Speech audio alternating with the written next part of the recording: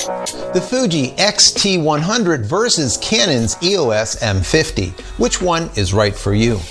Hey everybody, welcome back to the vlog. So today is going to be a Fuji Canon day. We're going to take a look at the Fuji X-T100 versus the Canon EOS M50. That's what you guys wanted to know. Yesterday we talked about the X-T100 versus the X-T20, and you liked that, but you really wanted to hear something about Canon and how they compared, because they both have that great articulating back panel. So anyways, let's get right into the specs, because the specs really mean a lot when it comes to these cameras, especially when it comes down to something that is consumer based. Most of the people out there are looking for specs, and they needed to do the absolute most that they can and get the most out of their money, because they don't have thousands of dollars to go pay for professional grade equipment. So let's take a look at these specs real quick. I know specs are boring, people, I know, but we have to look at them. That's the way we can kind of get an idea for which camera will work out best for you. So let's check it out. The EOS M50 shoots 24 megapixels, and so does the X-T100.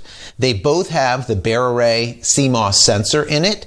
Unlike some of the other Fujifilm that have a X-Trand sensor, the X-T100 does not. It has a standard CMOS sensor. Now on the Canon side, it will shoot 100 to 25,600 ISO, whereas the Fuji will only go up to 12,800 ISO. As far as autofocus points, the Canon has 121 autofocus points, whereas Fuji has 91. They both have an articulating back panel, which is really, really important for doing like vlogs and any type of selfie work. And a lot of consumers do like doing selfies. It's almost like a phone replacement, right? But a better phone. So next we have continuous shooting. The Canon EOS M50 can go up to 7.5 frames per second, whereas the Fuji X-T100 will only hit 6 frames per second. Now, 4K. That's always a big thing, and a lot of people talk about 4K, and they want 4K, even when it is let's say a 4K that's not full 4K, and that is what's going on over here. The EOS M50 will shoot 4K at 24 frames per second, but the caveat is it does a double crop. So if you're shooting, let's say, a 15 millimeter lens, you're at like 40 millimeters, okay? That's number one. But number two, all right, which is very important, all of its autofocus niceties, which is the DP-AF, which is dual pixel AF, gets shut off when you're shooting 4K. Now, on the Fuji side, we have another problem with 4K, is the X-T100 will only do 4K at 15 frames per second. So at that point, I don't know. Unless Fuji can fix that with a firmware update, I think it's just a no-go. I do not look at it as a 4K camera at all. Now, moving on into what does it do right as far as video. They both will do 1080p at 60 frames per second. That's good enough. A lot of people are okay with only shooting 1080p. That's what this is currently being shot at. I don't think anyone wants to see my big head in 4K. Right now at least. Maybe if I get some touch-up work, right? And maybe some plastic surgery, maybe we could do it. But until then, no 4K.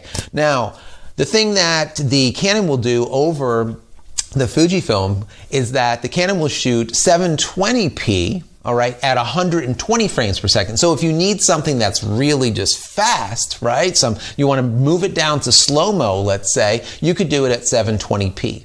Is that good for everyone? No, but if you need to do 720p slow-mo, then you can do it, right? And then upscale it to 1080p if you want to, and just deal with a little bit of the resolution issue. Now, mic ports. They both have mic ports, and they both do not have headphone jacks. Now, as far as how many shots can you get out of a single battery charge. Now, the Canon EOS M50 will only get you 235 shots, whereas the Fujifilm X-T100 will get you all the way up to like 430 shots.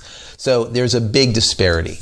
Now, price, $699 for the Canon, $699 for the Fuji. You get it, guys? So we're literally at the exact same price point. So what are the key differences? Number one, Canon definitely has better ISO, it has better 4K, and it has more AF points. As far as Fujifilm, you have better battery life.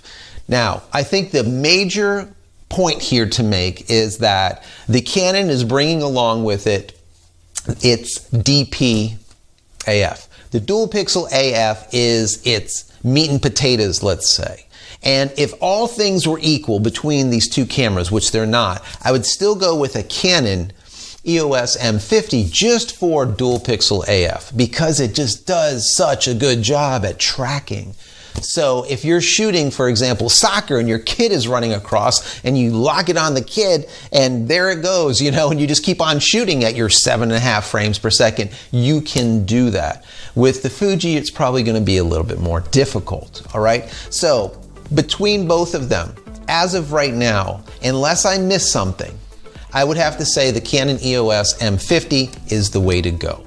But I want to hear from you. Let me know if I missed something. Did I not? Put your comments in the comment below. Don't forget, if you enjoy my content, throw me a big thumbs up. That would be stellar. Smash that subscribe button so you can get all my content when it becomes available, and click the bell icon so when it is available, you can be notified of it. And finally, head over to my website, JCristina.com, where you can find all of the photography tools I've invented for you and me over the years, and hopefully there's something there that you might like, and if there is, please pick it up and support me. That would be awesome. Thanks a lot, guys. We'll see you in the next vlog. Take care.